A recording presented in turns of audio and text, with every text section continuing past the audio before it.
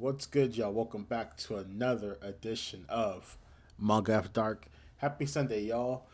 First time I've reacted to the official chapter in a long time. It was busy. Saw the chapter released Friday. Was busy with grading. Adulting. Having a job. It was no fun. But we're here. Hope everyone's doing well. Hope you had a great week. So we're here reacting to another edition of Ichiro Oda's finest One Piece chapter 1175, NIDDHOGGR. Whoa, the hard R. Whoa, whoa. Calm down, Oda. Calm down. Black History Month just ended. Already dropping the hard R, Oda. Chill. Chill. Without further ado, let's dive into the chapter. Alright, so we got Koala with the koala, Sabo, and some other koalas. Reading requests Sabo with koala babies hanging all over him by Remen Maru. So we see Sanji's leg, frush, it's light on fire, and he's hitting Robin's thorns. I'm so happy, Rob. So Sanji is breaking the thorns. Thanks. Yeah, that's our Sanji. I guess it wasn't I guess it was vulnerable to heat. What a relief. There's no time to celebrate. Sanji, nope. Between the hockey and the roaring, what's that shadow? Whoa! We see like a shadowy figure with a trident. We see some spikes. So that must be Loki, I guess, in the distance. West Village, Ripley, Oimoy, Brodo, please help our parents. So they dropped them off by there. They got stabbed by our thorns. Mommy's gonna die. Loki, this village is in danger. Take the children somewhere safer. Loki, not my problem. The only thing I'll do to people who climb on my back is dump them off. Now get off me. Loki has one of the dream beasts in his mouth. And Luffy's on top of him. Hey, it's Zoro. Hey, up here. And other smaller NIDDHOGGR is shocked. And same with the Droger. Attention, Elbaf. This is Ja Rule. All of the children are safe. We got Sanji, Jinbei, and not us, Jinbei and Robin. Thank goodness. There are no longer any hostages. The giant's good. What took you so long? And is that dragon? That's Zoro. Yeah, it's Loki. If you're here, then at least this place is safe. Sure. Let's say that. Zoro continues. Anyway, since you're all giant now, you guys should crush those dream monsters before they destroy all of Elbaf. Okay, got it. Da doom. What's that? What's landing on us? They're thorns. They're like thorns falling from the sky. They're thorns. Get the children inside. You fools are wasting your time. So we got so it's Roto and Ripley and Oimo. He followed us here. You're not supposed to be alive, you miserable cretins. Give me back my emotions. Please fold this dude. On the other hand, this works for me. If the brats are still alive, I haven't failed yet. I can still take them to the Holy Land as planned. However, I'll finish off those half-dead parents now. Using my thorn launchers, of course. How does this work? So yes, thorn snakes that are alive, and now they have gun cannons coming out of their mouth. How does this work? So he has like a spiral of serpent thorns with cannons out of their mouth. We won't let you do that. Now it's my turn to protect the mommy. So the kids are standing up in front of their parents. Yeah, me too. And me. So he's instilling the warrior pride into them. It's a big mistake. So Summers is shocked. Oh, that's so sweet. You kids are the best. Now I don't even care about the mission. Who should I kill first? I'll never forget the bravery written on your stupid little faces. Farewell. So he starts shooting. Ripley, please, Colin, just run. No, mommy, I'll keep you safe.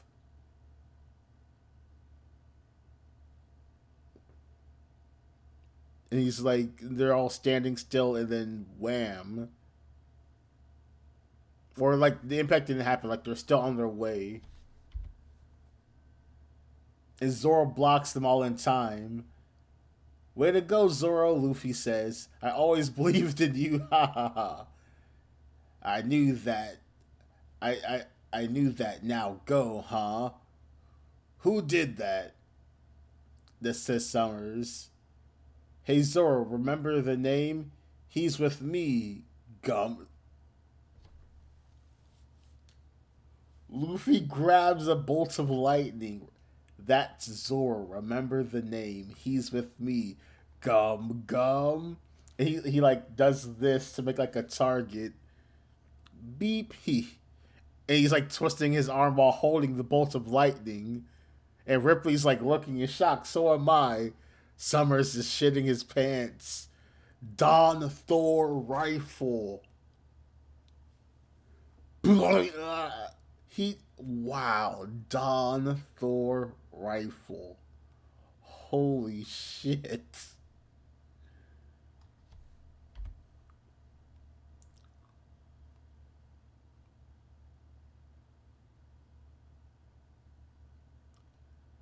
He broke Summers' face in half. What? His face shattered. Oh, the anime is gonna turn the gas this up so crazy. So Oimo, straw hats. So the thorns are coming off. Oh, it came off. Mommy, look. Ripley's looking. I finally got to see Luffy in all white. He looks just like Nika. I think he really is the warrior of liberation. Ripley said that she's collapsing. Nika? A bedtime tale for children? Hmm. Loki's like grabbing, I think he's about to grab Summers' remains. Ah, it's NIDDHOGGR. The hard R again. Chill. Chill. Is that what saved us? Then let's go then. Yeah, and he like slams Summers' remains into the ground. What's that? It must be Loki. I've never seen that before. So this is Chopper and Gaban. What's the treasure of Elbaf? A devil fruit, a forbidden one. The dragon fruit mythical type model NIDDHOGGR. No matter who eats it, they'll transform into the largest dragon in the world, and the maximum size of the beast corresponds to the one who eats it. So yeah, so people are speculating like the reason why Rox wanted Herald to eat the fruit specifically is because an ancient giant needs to eat the fruit to maximize the power. So hypothetically, like the true ancient giants, the Onigashima skull ancient giant people, if they ate that fruit, imagine the size of what that dragon is. And also, I generally think that makes sense logistically with how we've seen other devil fruits work. That it does somewhat scale with the size of the person, especially with zones. So I think this makes sense to canonize that fact that the size of the person who eats the fruit does in fact dictate somewhat how the size of the devil fruit is when it transforms. In other words, if a giant eats it instead of a human, or an ancient giant instead of a giant, the potential power of the fruits is extracted in greater measure. So they have like a diagram. So he has like a human eating it, he has a giant eating it, then he has an ancient giant eating it, and you see the scales. It's like a crazy scale to be honest. It's not really a linear scale. It's like the human to the giant kind of looks like it scales reasonably with the giant to the ancient giant. That's a massive upgrade. It is said that the obsidian dragon breathes lightning and is so vast that day falls into night when it flies. The obsidian dragon, okay. And due to the danger of this power poses, you've been making sure no one eats it. So Ja Rule continued. So that was Shanks asking Ja Rule. Ja Rule responds, "Not quite. If anyone tries to eat the fruit, the guardian hammer Ragnar blocks their attempts. In Elbath, we have a legend about a warrior god. He wielded a hammer known as Ragnar Iron Lightning. Known as Ragnar Iron Lightning. And turned into an enormous dragon to face off against the sun god. He fought alongside a trusted loyal ice squirrel known as Ratatasker. In other words, without its master, Ratatasker chose to inhabit his weapon and let me read that again. He fought. He oh wait whoa. I didn't miss that. When I was reading, I just read it, not internalized what I was reading. He wielded a weapon known as Ragnar, Iron Lightning, and turned into an enormous dragon to face against the sun god. He fought alongside a trusted, loyal ice squirrel. What is an ice squirrel? Oh, it's just dropping new stuff. Ice, a squirrel with just ice powers. How? And also, this squirrel's like 800 years old. What? A trusted loyal ice squirrel known as Ratatasker. In other words, without its master, Ratatasker chose to inhabit his weapon. How does that work? How does that work? What?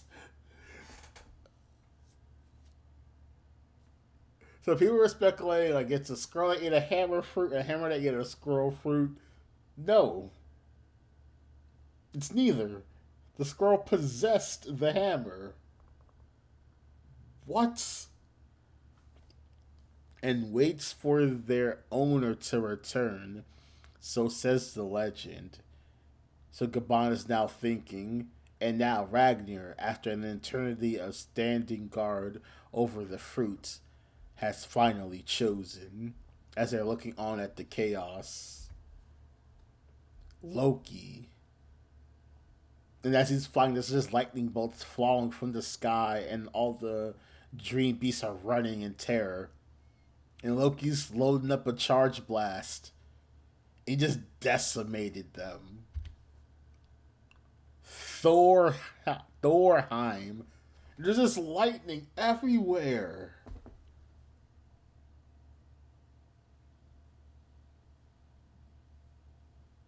What is this? Gunku Emu just watching the demons get demolished. As Luffy and Ratataskar is jumping. Emu, I see. So NIDDHOGGR, that's where thou were.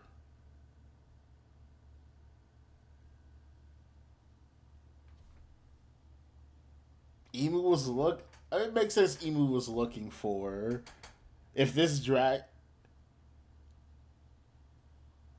Let me go back and. That was the end of the chapter. Let me go back and read that. So in Elbeth, we have a legend about a warrior god. He wielded a weapon known as Ragnar Iron Lightning and turned into an enormous dragon. So so this ancient giant that clashed with Nika back in the day. So either Emu fought this person also, or Emu knew this person also, or Emu knows the actual dragon the fruit is based off of, or a previous wielder is also a possibility. But Emu has been beefing with the giants for a minute, though. Huh. This is interesting. Very important lore. This lore about the warrior god facing the sun god.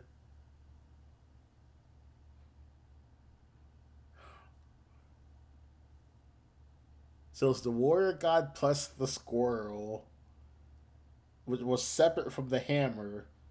Then after the warrior god died, got defeated, whatever, it inhabited the hammer. Does Emu know the squirrel too, or so Emu knows the squirrel that narrows down to this warrior god also knows Emu knew the warrior god. If Emu doesn't know the squirrel, then Emu might just know the actual dragon itself.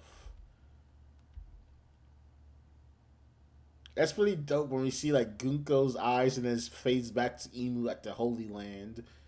So NIDDHOGGR, again with the hard R. That's where thou were.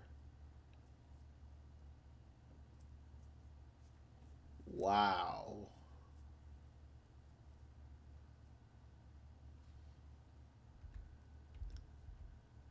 This is a pretty cool chapter. Dawn Thor Rifle. And Summers' face gets cracked in two. That can't be it for Summers. He's getting up. He still has to be like Sanji's fighter. Like this punch probably sends him flying somewhere. And Loki like did the nasty disrespect, like grabbed the remains and slams it to the ground. Maybe Summers is out for the count. Summers might be done. That was a wombo combo. That was wow.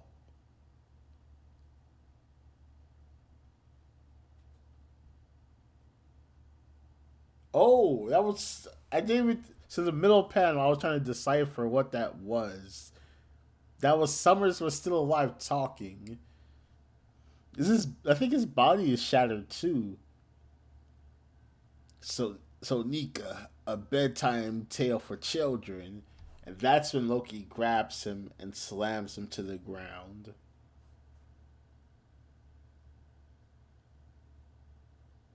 Whoa, that's impressive. Yeah, I don't know who's gonna beat this combo. This Loki, this Nika plus Nika NIDDHOGGR. All right, come on, Oda, chill. I don't know who's gonna beat this combo. And also like this information from Jaro about the size of the fruit is based off of the size of the person who ate it. And they show the diagram of the different giants, different sized people if they eaten the fruit. Um, so that must mean that they had seen other people eat the fruit before. Like the giant, since this is canonized giant lore, then it must be they must have examples of non-ancient giants eating the fruit. They must have examples of a human eating the fruit. Like this is interesting.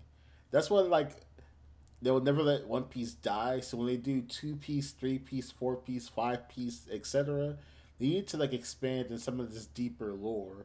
Like who are the people who've eaten this fruit? I need a list of previous users of the mythical dragon fruit of the dragon fruit mythical type hard R. I need a previous rundown of these users. The Obsidian Dragon. It's pretty dope. The Obsidian Dragon is pretty dope. And that blast breath was crazy. And Emu's right there. Oh, Conquer! I didn't even know there was Conqueror's hockey in that.